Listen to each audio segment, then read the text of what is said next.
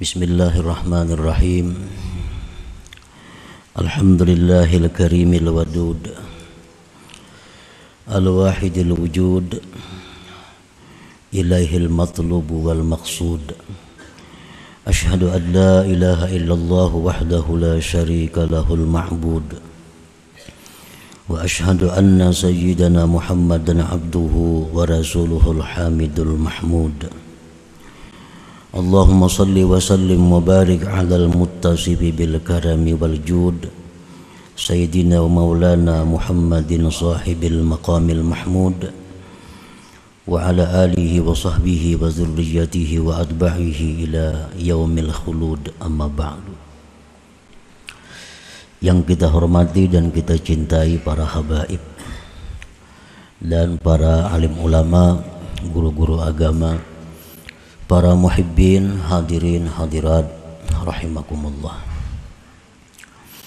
Alhamdulillah, puji syukur selalu kita haturkan kehadirat Allah subhanahu wa ta'ala, yang mana telah mengumpulkan kita di tempat yang penuh berkah dan rahmat ini untuk berzikir, bersalawat, dan menerima limpahan ilmu dari Allah subhanahu wa ta'ala, yang mudah-mudahan ilmu yang dilimpahkan Allah kepada kita itu diberi taufik untuk mengamalkannya. Amin ya rabbal alamin. Salawat dan salam kita haturkan kepada junjungan kita Nabi besar Muhammad sallallahu alaihi wasallam dan kepada seluruh keluarga, sahabat, zuriat beliau dan para pengikut sampai hari kiamat nanti. Para muhibbin rahimakumullah, al-hikmatu tsaniyah wal arba'un minal hikamil ataiyah. Qala al-imam Ahmad ibnu Athaillah Sakandari rahimahullah, nafa'ana bi ulumih. Hikmah yang ke-42 dari kitab Al-Hikam. Berkata Imam Ahmad ibnu Athaillah As-Sakandari rahimahullah, wa nafa'ana bi ulumih. La tarhal min kaunin ila kaunin patakuna kahimarir raha yasiru wal makanul ladzi irtahala ilaih huwa alladzi irtahala minhu walakin irhal minal akwan ilal mukawwin wa anna ila rabbikal muntaha. Wanzur ila qawli Rasulillah sallallahu alaihi wasallam, faman kanat hijratuhu ila Allah wa rasulih fa hijratuhu ila Allah wa rasulih wa man kanat hijratuhu ila dunya yusibuha aw imraati yankihuha fa hijratuhu ila ma hajara ilaih. Fafham qawlahu alaihi salatu wassalam wa ta'ammal hadzal amra in kunta dza fahmin. Yang artinya, janganlah kamu berangkat dari satu makhluk kepada makhluk yang lain. Apabila engkau berangkat dari satu makhluk kepada makhluk yang lain, maka engkau seperti himar keledai yang menggiling gandum.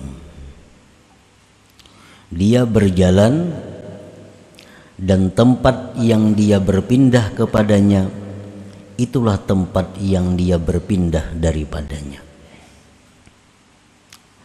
Tetapi berangkatlah engkau daripada makhluk kepada yang menciptakan makhluk itu, dan bahwa kepada Tuhan engkau kesudahan.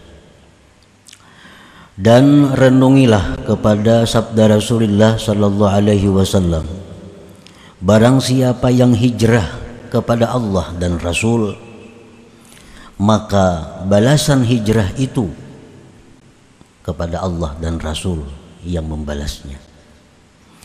Dan barang siapa yang hijrah seseorang itu kepada dunia, yang dia dapatkan dunia itu, atau hijrahnya dia kepada perempuan yang dia nikahi itu perempuan, maka balasan hijrahnya kepada sesuatu yang dia hijrah kepadanya.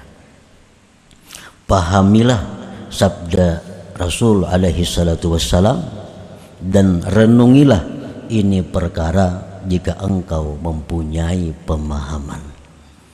Nah, itulah terjemah makna daripada hikmah yang ke-42 ini.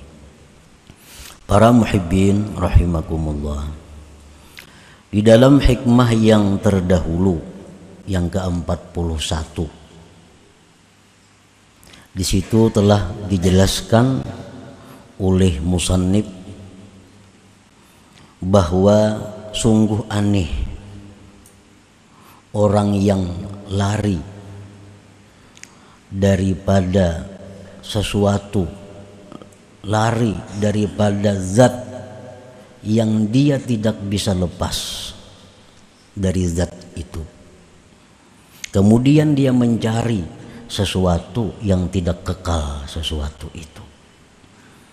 Maksudnya sangatlah aneh orang yang beribadah, beramal, tetapi tujuannya itu adalah makhluk Allah. Lanjutan dari hikmah yang ke-41 ialah hikmah yang ini ke-42. Jangan kamu berpindah dari satu makhluk kepada makhluk yang lain.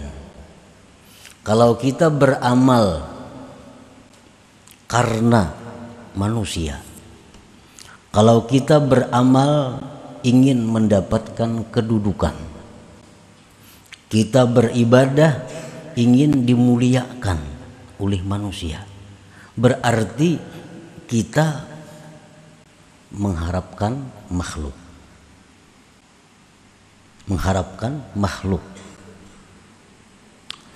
Nah, selanjutnya kalau kita beribadah kepada Allah mengharapkan surga, kita beribadah kepada Allah mengharapkan kelapangan di akhirat, kita beribadah mengharapkan dapat gedung, fasilitas-fasilitas yang luar biasa di surga. Padahal surga itu pun makhluk Allah juga. Nah, jadi jangan kita berpindah dari satu makhluk kepada makhluk yang lain. Kalau kita beribadah untuk mencari kedudukan itu makhluk. Kalau kita beribadah karena mengharapkan surga pun makhluk. Nah, jadi janganlah berpindah dari satu makhluk kepada makhluk yang lain. Itu maksudnya. La tatruk hazzan min huzuzi nafsik talaban li hazzin akhar. Jangan kamu tinggalkan bagian dari bagian diri engkau untuk mencari bagian yang lain. Ya, artinya jangan kita sudah merasa puas bahwa kita sudah kawa beribadah itu bukan karena manusia. Sekarang kita beribadah sudah mengharapkan surga. Jangan merasa puas demikian. Karena itu masih belum pas. Karena sama-sama makhluk. Manusia ya makhluk juga, surga ya makhluk juga. Nah, la tarhal min kaun ila kaun. Janganlah berpindah dari makhluk kepada makhluk.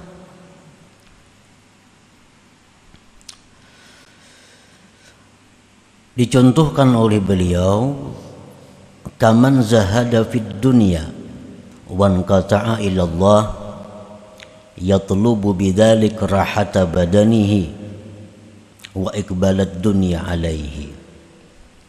Seperti orang yang zuhud pada dunia dan dia beribadah kepada Allah,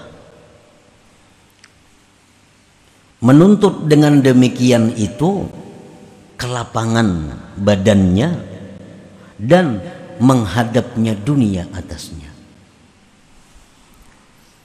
Orang ini berusaha sudah jauh dikuranginya, kalau perlu berusaha diampihinya. Tujuannya hanya melulu beribadah kepada Allah.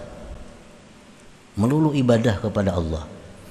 Toko kada buka lagi, kabun-kabun kada diurusinya lagi. Nah, ini beribadah aja kepada Allah. Tapi tujuannya beribadah kepada Allah itu adalah agar dunia itu datang sendiri kepadanya. Agar dunia itu datang sendiri kepadanya. Karena Rasulullah sallallahu alaihi wasallam bersabda, "Man inqata'a ilallah kafahu kullu mu'nah wa razaqahu min haitsu la yahtasib." Barang siapa yang berputus kepada Allah, kada mengurusi lagi dunia, inya hanya khusus beribadah kepada Allah, Allah jamin kehidupannya, Allah cukupi segala kebutuhannya, Allah beri rezeki tanpa diduga-duga. Dalam riwayat lain, dunia akan datang menyerah kepadanya. Nah, jadi inya nih sengaja ampih berusaha hendak beribadah aja kepada Allah, kada tahu urusan lagi dengan usaha-usahanya. Tujuannya apa? Supaya dunia itu datang sendiri kepadanya. Nah, ini ngarannya apa? Berpindah dari satu makhluk kepada makhluk yang lain.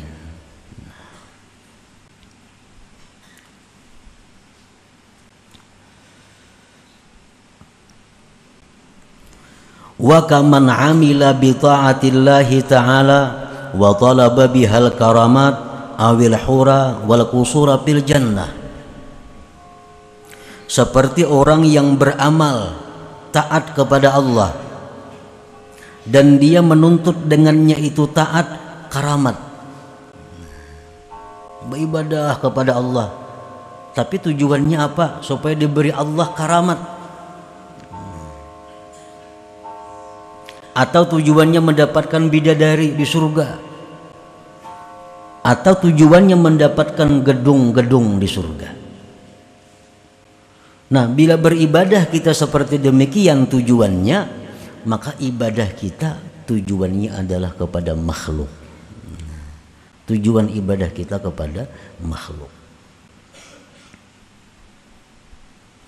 Walakin ya'mal bi ta'atillah adaan li haqqillahi ta'ala wa talaban li ridha.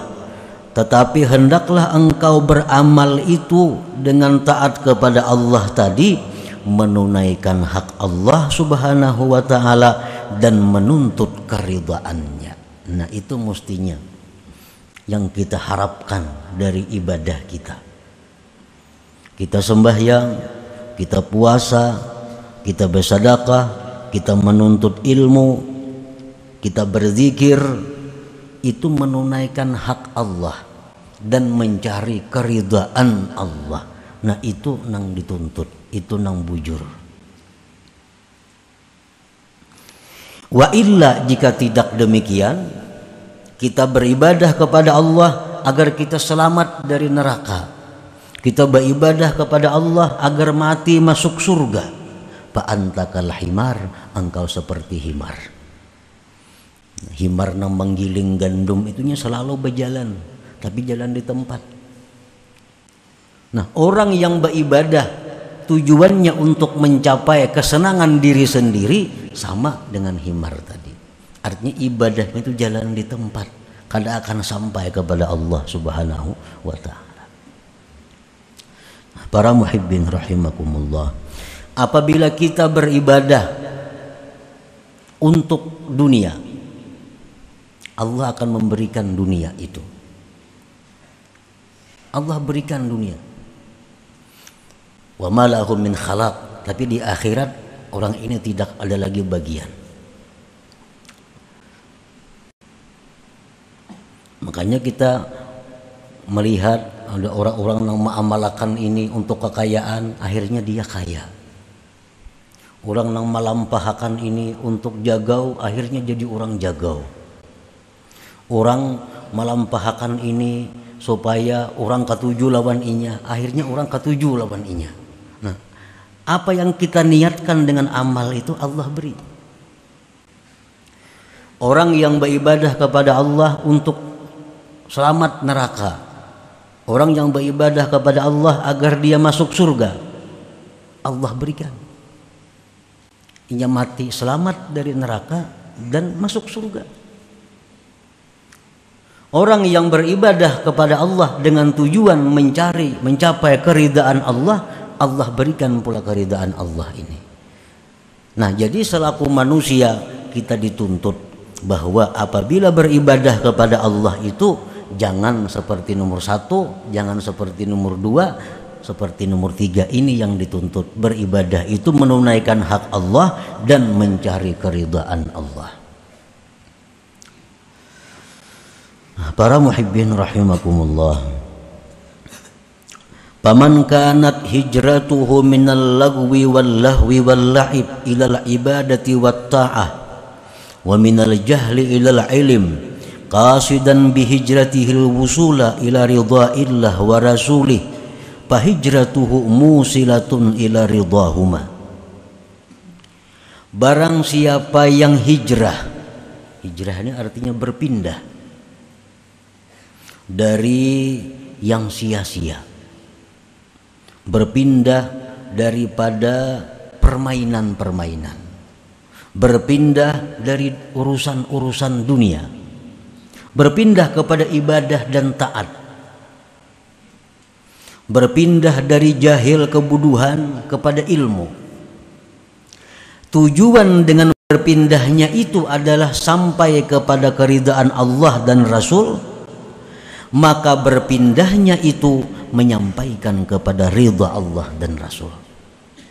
Bila kita nih beribadah, tujuan kita supaya Allah ridha. Allah ridha kepada kita. Tujuan kita beribadah supaya kita ini dicintai Allah. Allah cinta kepada kita. Wa man kanat hijratuhu min dzalik ila dzalik qasidan ghaira dzalik faqad khaba qasduhu mas'ah wa ghayatu hijratihi ma hajara ilaih. Barang siapa yang pindah dari urusan dunia kepada perkara ibadah, tujuannya tidak mencapai ridha Allah, maka sungguh rugi tujuannya dan rugilah usaha perjalanannya itu. Dan kesudahan pindahnya itu adalah sesuatu yang dia pindah kepadanya. Nah, para muhibbin rahimakumullah, di zaman Rasulullah SAW itu ada masa di mana diwajibkan orang muslim mukmin yang di kota Mekah itu hijrah ke Madinah. Ada masanya waktu itu. Lalu sahabat-sahabat ini ada yang hijrah ke Madinah itu semata-mata karena Allah, karena mencapai keridhaan Allah, seperti Abu Bakar Siddiq radhiyallahu anhu, seperti Sayyidina Umar, Sayyidina Ali, Sayyidina Utsman. Ini orang-orang yang hijrah ke Madinah untuk mencari keridhaan Allah dan Rasul. Apa yang mereka dapatkan? Radhiyallahu anhum, Allah ridha kepada mereka. Nah, ada di antara sahabat Nabi yang di Mekah ini, dia hijrah ke Madinah karena dia melihat di Madinah itu ada peluang bisnis yang bagus. Wah, ini orang pengen rame hijrah ke sana, aku baik hijrah sambil berusaha. Hijrah ke Madinah, membuka usaha di Madinah, kaya, sugih. Sugih itulah balasannya. Habis sampai di situ. Ada di antara sahabat Nabi ini yang hijrah ke Madinah karena tunangan hijrah. Ini tunangan hijrah ke Madinah. Hijrah tunangan boleh jam ada hijrah putus sampai di sini kita. Wa ilam ra'atin yankihuha. Mau kada mau si laki-laki hijrah juga ke Madinah. Sampai di Madinah kawin. Kawin itulah balasannya. Habis itu kada ada lagi. Fahijratuhu ila ma hajara ilaih. Jadi ibadah yang kita lakukan untuk apa kita dapatkan tergantung tujuan kita. Orang mengamalkan la ilaha illallah 100.000 kali, tujuannya hendak jadi orang sugih, dilampahkannya jadi orang sugih. Allah akan memberi itu. Fal amalu ala talabil jaza' wad darajat aw nailil maratibil aliyati wal maqamat nuqsanun wa syaubun bi ikhlasil a'mal.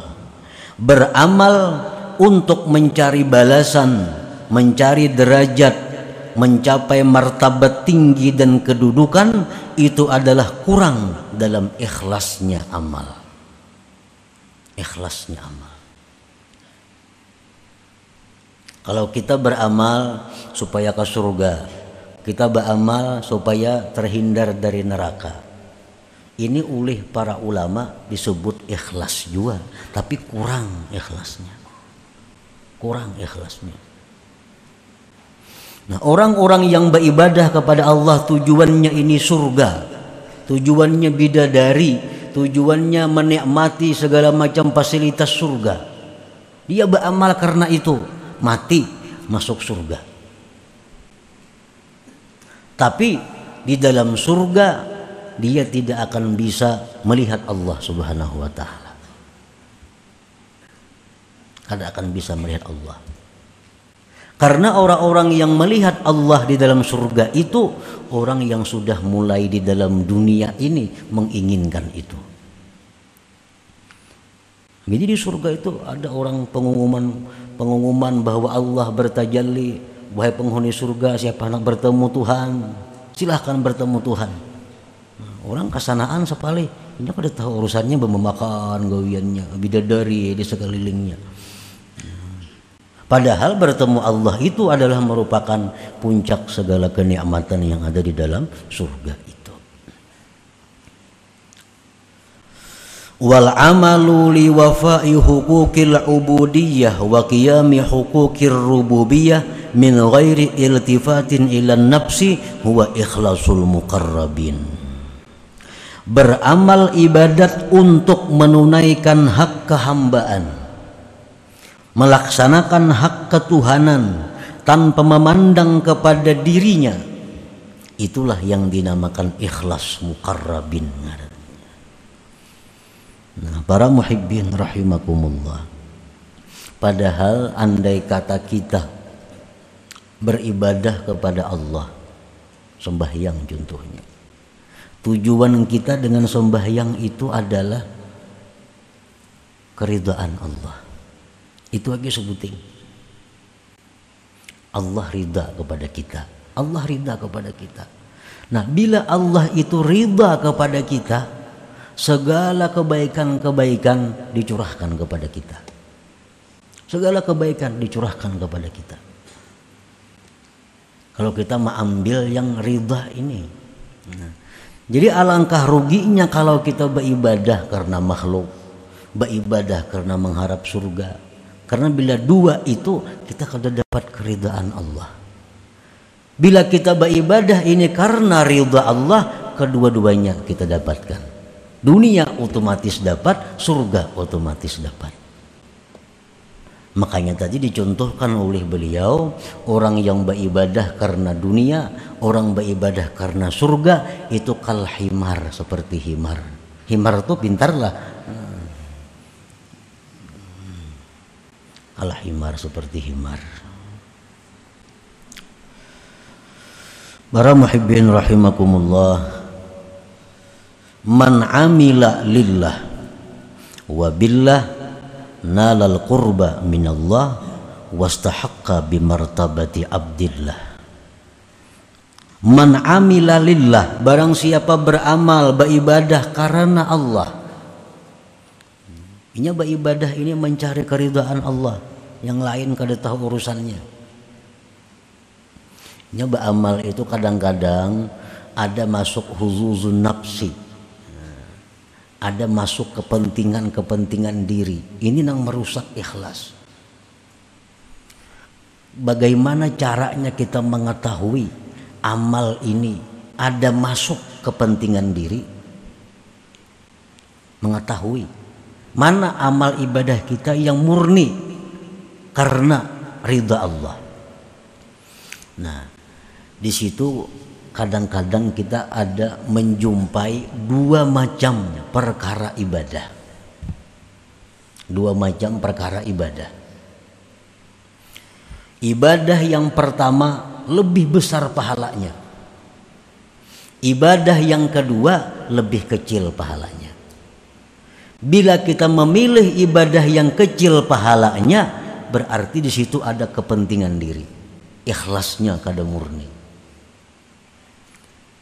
Bila kita mengutamakan ibadah yang besar pahalanya, kita tinggalkan ibadah yang kecil pahalanya, berarti kita mementingkan keridhaan Allah ngarannya.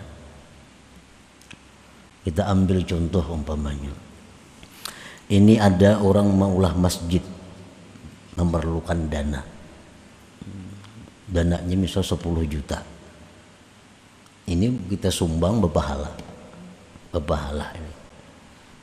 Ini perbaikan masjid memerlukan dana 10 juta. Di saat yang bersamaan ada keluarga kita yang sedang sakit, membutuhkan dana untuk berobat 10 juta juga. Pahalanya tentu lebih besar menolong manusia ini. Pahalanya lebih besar kita mengobati nanggaring ini, duit 10 juta itu. Kalah kita pahalanya untuk merihab, memperbaiki masjid tadi. Nah, apabila kita ini cenderung, kita ini ingin menggunakan duit ini untuk masjid itu, kita biarkan nang sakit ini sakit, berarti ibadah kita itu kadang mencari keridhaan Allah. Ada kepentingan nafsu di situ masuk. Karena kita menyumbangkan masjid ini diumumkan orang, si anu menyumbang 10 juta. Menyumbang nanggaring, siapa mau makan adalah di masjid mau makan, gak ada. Nah, di situ kita diuji. Setiap dua ibadah yang bertentangan, satu pahala lebih besar, bila kita melaksanakan pahala yang lebih kecil, di situ karena Allah, karena ada kepentingan-kepentingan nafsu. Nah, para muhibbin rahimakumullah, man amila lillah, barang siapa beramal karena Allah, wabillah, dan dengan Allah. Inya ini beramal mencari keridhaan Allah, dan inya pun sadar kawa beramal itu karena ditolong oleh Allah, wabillah ngarannya. Jadi beramal ini karena Allah. Amun merasa seseorang nang beramal kada jadi napa-napa amalnya, itu ujub ngarannya. Ujub tuh ihbatul amal, menggugurkan amal. Nah, barang siapa beramal karena Allah dan dia merasa beramal itu dengan pertolongan Allah, dia akan mencapai kedekatan daripada Allah. Nah, akan mendekatkan kepada Allah. Bila sudah kita dekat kepada Allah, wastahaqqa bi martabati abdillah, kita berhak duduk di martabat abdillah, hamba Allah ngarannya. Nah, para muhibbin rahimakumullah. Jadi kita ini kada semuaan hamba Allah. Ada nang hambanya surga, ada nang hambanya karamat, ada nang hambanya kemuliaan, ada nang hambanya dunia. Nah, kemana kita beribadah tujuan kita, itulah tuan kita, itulah tuan kita. Kalau kita beribadah ini karena Allah, berarti Allah tuan kita dan kita ini budaknya, hamba Allah. Nah, kedudukan Abdullah, kedudukan hamba Allah itu merupakan kedudukan yang paling tinggi di antara segala kedudukan. Para muhibbin rahimakumullah. Jadi kesimpulannya bahwa setiap kali kita melakukan ibadah, maka tujuan kita dengan ibadah itu hanya satu, ialah keridhaan Allah. Bila demikian, seluruh yang kita butuhkan, seluruh apa yang kita perlukan akan dicukupi oleh Allah Subhanahu wa ta'ala. Kita hendak bersedekah, sudah tujuannya mencari keridhaan Allah. Hendak sembahyang, mencari keridhaan Allah. Hendak membaca Quran, cari keridhaan Allah. Segala ibadah yang kita lakukan li talabi mardatillah, untuk menuntut keridhaan Allah Subhanahu wa ta'ala. Bila demikian otomatis sudah ke surga matinya. Otomatis sudah dunianya akan bahagia. Orang yang diridai Allah. Nah, selanjutnya hikmah yang ke-43. Ila hadratin Nabi sallallahu alaihi wasallam al-Fatihah. A'udzubillahi minasyaitonir rajim. Bismillahirrahmanirrahim. إياك نعبد وإياك نستعين استقيم صراط الذين غير المغضوب عليهم ولا الضالين آمين يا الله بها يا الله بها يا الله بحسن الخاتمة يا الله بها يا الله بها يا الله بحسن الخاتمة يا الله بها يا الله بها يا الله بحسن الخاتمة يا أيها الرجل منه شفاعة صلوا عليه وسلموا تسليما اللهم صل وسلم وبارك عليه